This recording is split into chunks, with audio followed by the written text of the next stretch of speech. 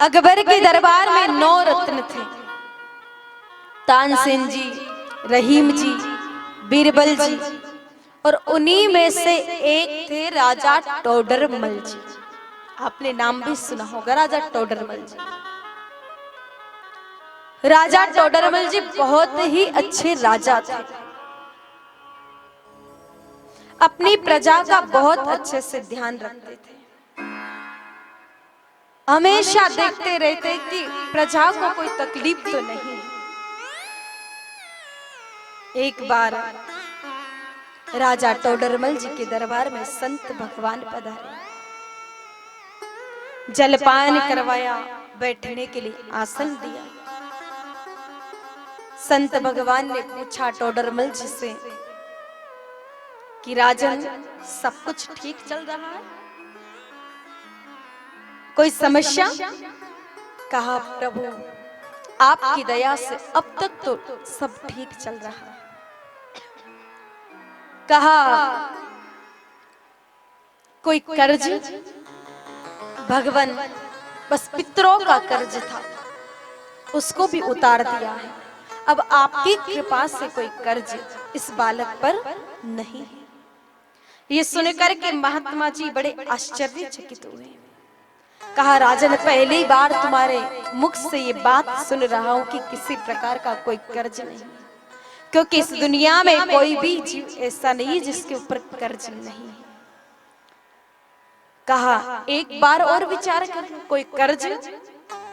कहा नहीं प्रभु, कोई कर्ज नहीं। कहा माँ का कर्ज? कहा माँ का कर्ज भी नहीं है, मेरी माँ तो बड़ी प्रसन्नता के साथ मेरे साथ रहती है। कहा घर जाकर के तुम अपनी माँ से पूछना कि क्या तुम्हें तुम्हारी माँ ने कर्ज मुक्त कर दिया। अब जैसे ही राजा टोडरमल घर गए, घर जाकर के अपनी माँ से कहा, माँ, आज राज दरबार में संत भगवान पधारे थे, कह रहे थे कि तुम्हारे ऊपर तुम्हारी माँ का कर्ज है, तो बताओ ना माँ, क्या मेरे ऊपर तुम्हारा कर्ज है? माँ ने कहा बेटा, कैसी बात कर रहा, प्रत्येक बच्चे पर अपनी माँ का कर्ज तो होता ही, तो तुम्हारे ऊपर भी मेरा कर्ज है। ये सुनकर के टोडरमल जी महाराज बोले, माँ बताओ तुम्हें क्या चाहिए? मैं तुम्हारे कर्ज से मुक्त होना चाहता हूँ। माँ ने विचार किया कि बेटे को अहंकार हो चुका है, घमंड हो चुका है, वो अपनी माँ का कर्ज चुकाने चला है, और बेटे का अहंकार खत्म करना बहुत जरूरी है, वरना ये आगे जाकर के पतन का कारण बनेगा। माँ ने कहा अच्छा बेटा, तू मेरा कर्ज उतारना चाहता है तो तू आज से ही मेरे कक्ष में सोना प्रारंभ कर दे। अब पत्नी थी नहीं, इसलिए कोई समस्या थी नहीं टोडरमल जी की, क्योंकि आजकल की देवियां माँ के पास कहाँ जाने देती है अपने पति को। इतनी लड़ाइयाँ करती है कि एक पुत्र को अपनी माँ से ही अलग कर देती है। ऐसी ऐसी माताएं भी, बुरा मत मानना माताओं, लेकिन कई सारी माता बहनें ऐसी होती हैं। और याद रखना भाइयों, ये देवियां आपके साथ कब तक ठीक से रहेगी? जब तक लाली लिपस्टिक का खर्चा बराबर मिल रहा है तब तक। जब तक खर्चा अच्छे से मिल रहा तब तक तो चंद्रमुखी, लेकिन जैसे ही लाली लिपस्टिक का खर्चा मिलना बंद हुआ कि ये चंद्रमुखी कैसे अंदर अंदर सूरजमुखी बनने लगेगी और ज्वालामुखी बनकर के ऐसी फटेगी कि आपको अंतर्मुखी बना देगी। मैं ऐसा नहीं कह रही कि अपनी पत्नियों से प्रेम नहीं करें, ऐसा नहीं, प्रेम करें राधे कृष्ण जैसा, सीता राम जैसा, लेकिन अपनी माँ को नहीं भूले। तो टोडरमल जी के तो ऐसी कोई समस्या थी नहीं, पत्नी थी नहीं, शादी हुई नहीं थी, तो लगाया अपनी माँ के कक्ष में पलंग और सोना शुरू किया।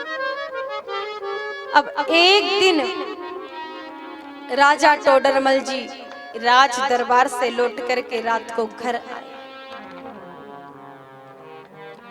जैसे ही घर आए कि माँ बिस्तर में सोई हुई थी, माँ को बुखार आया था, ज्वर आया था। ये प्रभु की कृपा थी।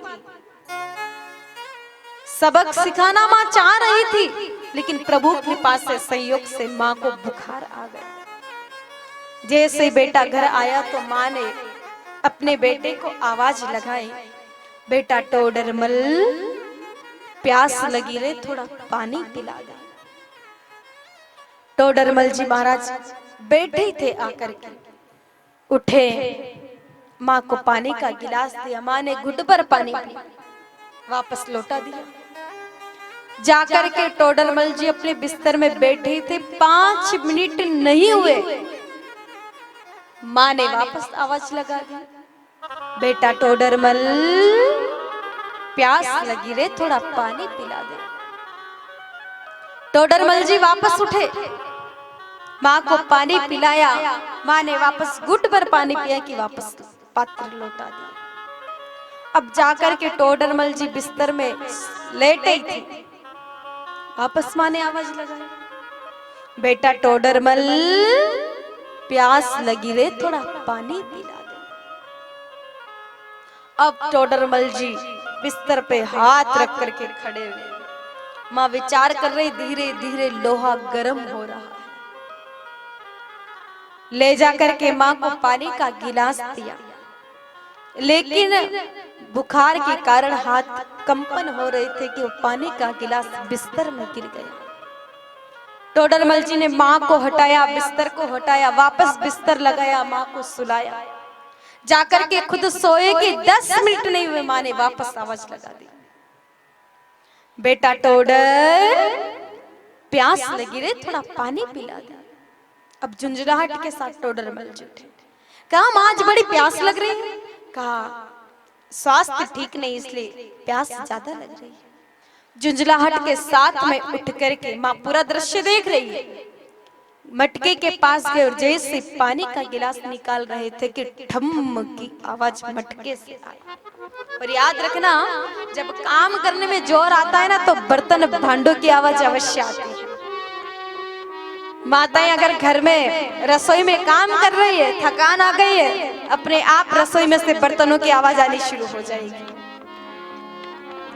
तो इधर टोडरमल जी ने भी जैसे मटके से पानी का गिलास निकाला कि ठम की आवाज आई। माँ विचार कर रही, लोहा गर्म हो गया, अब चोट मारना ठीक रहेगा। जैसे ही टोडरमल जी ने पानी का गिलास माँ को दिया कि इस बार माँ ने पानी पिया नहीं, बल्कि जानबूझकर बिस्तर में गिरा दिया। अब जैसे ही पानी गिरा बिस्तर में, अब टोडरमल जी से रहा नहीं गया, तुरंत चीख उठे, माँ कब से पानी पानी किए जा रहे हो? पानी पीतने हर बार बिस्तर में गिराती। मैंने तो विचार किया था कि घर जाकर के आराम से सोऊंगा, लेकिन सोना कहाँ? या तो तू कब से पानी पानी चिल्ला रही है? माँ ने कहा, बेटा तू तो मेरा कर्ज चुकाने चला था, 4 बार क्या पानी मांगा, तेरे मुख से चीख निकल गई। बेटा जब तू छोटा था 10-10 बार दूध के लिए रोता, हर बार अपना काम छोड़ करके आती, तुझे दूध पिलाती, लेकिन मैंने तो कभी नहीं कहा कि बेटा आज तुझे इतनी भूख लग रही है। 2 बार बिस्तर क्या गीला किया, कितनी चिल्ला उठा। जब तू छोटा था, बरसात के दिन होते, सारे बिस्तर गीले हो जाते, तब मैं खुद गीले में सोती और तुझे मेरी सूखी छाती पर सुलाती, लेकिन मैंने तो कभी नहीं कहा। और बेटा आज तू सिर्फ 4 बार पानी मांगने और 2 बार बिस्तर गीले करने में चीख उठा। तू कर्ज चुकाने चला था, ऐसे कर्ज चुकाएगा? अब टोडरमल जी की आंखें थोड़ी नम हो गई। कहा, बेटा जिस अहंकार वश तू मेरा कर्ज चुकाने चला है ना, एक बार तो जान तो ले कि तू शासक कैसे बना है, राजा कैसे बना है। टोडरमल जी ने कहा कि माँ आज तू जो भी सुनाएगी मैं सुनने के लिए तैयार हूं।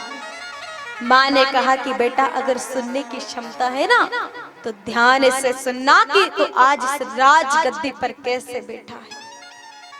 अब मेरे भाई बहनों, टोडरमल जी की माँ टोडरमल जी को बता रही है कि टोडरमल जी राजा कैसे बने। कहा बेटा जिस राज गद्दी पर तू बैठा है ना, उस राज गद्दी पर पहले तुम्हारे पिता बैठा करते थे, शासक थे तुम्हारे पिता। एक बार दुश्मनों ने हमारे राज्य पर आक्रमण कर दिया, हमला कर दिया और तुम्हारे पिता वीर गति को प्राप्त हुए। चाहती तो मैं भी तुम्हारे पिता के साथ सती हो जाती, लेकिन उस समय मेरे पेट में तुम पल रहे थे, मेरे गर्भ में तुम पल रहे थे, इसलिए मैं सती नहीं हुई। दुश्मनों को पता चल गया था कि मैं गर्भवती हूं, उन्होंने मुझे मारने का प्रयास भी किया, लेकिन बेटा रानी होने के बाद भी मैंने अपना वेश बनाया दासी का, और दासी का वेश बना करके मैं राज दरबार से बाहर निकली और मेरी जो सबसे विश्वास पात्र दासी थी उसके यहाँ पर मैंने शरण ली। बेटा मैं दासी के झोपड़ी से बाहर नहीं निकलती, मुझे पता था कि दुश्मनों ने अगर मुझे देख लिया तो मुझे तो मारेंगे, लेकिन साथ में तुझे भी मार देंगे, इसलिए मैं झोपड़ी में ही रहती। एक दिन दासी किसी काम से झोपड़ी से बाहर गई थी, झोपड़ी में मैं अकेली थी कि उसी समय एक संत भगवान पधारे, भिक्षाम देहि। मैं झोपड़ी से बाहर निकली, जाकर के संत भगवान से कहा कि भगवान देने के लिए मेरे पास बहुत है, कोई कमी नहीं आपकी कृपा से, लेकिन इस समय मेरे पास देने के लिए कुछ भी नहीं है। आप बस मुझे इतना बता दीजिए, मैं गर्भवती हूं और मेरे गर्भ में जो संतान पल रही है वो लड़का होगा या लड़की। महात्मा जी ने कहा कि मैया तुम्हारे गर्भ में जो संतान पल रही है वो एक लड़का है। फिर दूसरा प्रश्न मैंने महात्मा जी से कहा कि भगवान ये लड़का बड़ा होकर के क्या बनेगा। तब महात्मा जी ने कहा कि मैया मैं ये तो नहीं बता सकता कि बड़ा होकर के आपका लाल क्या बनेगा, लेकिन समय और नक्षत्रों को देखते हुए अगर आपके बेटे ने दिन के 12 बजे जन्म लिया तो बहुत बड़ा व्यापारी बनेगा, सेठ बनेगा, और तुम्हारे लाल ने अगर रात के 12 बजे जन्म लिया तो चोर बनेगा, लुटेरा बनेगा, भिखारी बनेगा, रोटी के टुकड़े टुकड़े के लिए तरसेगा। और तुम्हारे लाल ने सुबह ब्रह्म मुहूर्त में जन्म लिया तो सम्राट बनेगा, राजा बनेगा। बेटा उसी समय मैंने ठान लिया था कि मैं मेरे बच्चे को जन्म दूंगी तो सुबह ब्रह्म मुहूर्त में ही जन्म दूंगी। अब बताओ मेरी माता बहनों, क्या आप तय कर सकती हो कि बच्चे को किस समय जन्म दोगी? नहीं ना, लेकिन उस माँ ने तय कर लिया था कि मैं सुबह ब्रह्म मुहूर्त में ही अपने बच्चे को जन्म दूंगी। धीरे धीरे समय बीता बेटा, 9 महीने पूर्ण हो गए, और जब 9 महीने पूरे हुए प्रसव वेदना शुरू हुई। घड़ी में देखा दिन के 12 बज रहे थे। विचार क्या, मैं मेरे बेटे को व्यापारी नहीं, सेठ नहीं, मैं तो सम्राट बनाऊंगी। बेटा जैसे तैसे मैंने उस दर्द को सहन किया। दिन का समय तो बीता, लेकिन जैसे ही रात का समय आया कि दर्द खतरनाक बढ़ गया, भयंकर बढ़ गया, सहन नहीं हो पा रहा था। ऐसा लग रहा था कि जैसे अभी बच्चे का जन्म हो जाएगा। बेटा आंसू सूख चुके थे रो रो करके, बस मन में एक ही विचार था कि सम्राट बनाऊंगी मेरे बेटे को। बेटा लग रहा था कि प्रसव होगा। उसी समय मैंने अपनी दासी को एक रस्सी लेकर के बुलाया और कमर से लेकर के घुटने घुटने तक रस्सी से जकड़ कर बंधवा लिया। और फिर भी लग रहा था कि कहीं बच्चे का जन्म ना हो जाए, इसलिए बेटा मैंने अपने आप को उल्टा लटका लिया। विचार करो मेरी माताओं, प्रसव वेदना के समय कहाँ उत्तम बिस्तर दिए जाते हैं, लेकिन वो माँ उल्टा छत से लटकी है। बेटा यम के दूत आते कहते माँ रस्सी खोल ले वरना तुझे ले जाएंगे, लेकिन बेटा बस बच्चे को सम्राट बनाना था, इसलिए पूरी रात भर उल्टा लटकी रही। ऐसा लग रहा था कि जैसे प्राण निकल चुके हैं। धीरे धीरे रात का समय बीता, मुर्गे की बाग की आवाज सुनाई दी। अब लगा कि ब्रह्म मुहूर्त हो गया है। तब दासी को इशारा किया, बोलने की क्षमता बची नहीं थी। दासी आए, मुझे नीचे उतारा, रस्सी खोली और बेटा उसी समय तुम्हारा जन्म हुआ। चुका सकते हो तो चुका देना अपनी माँ का कर्ज।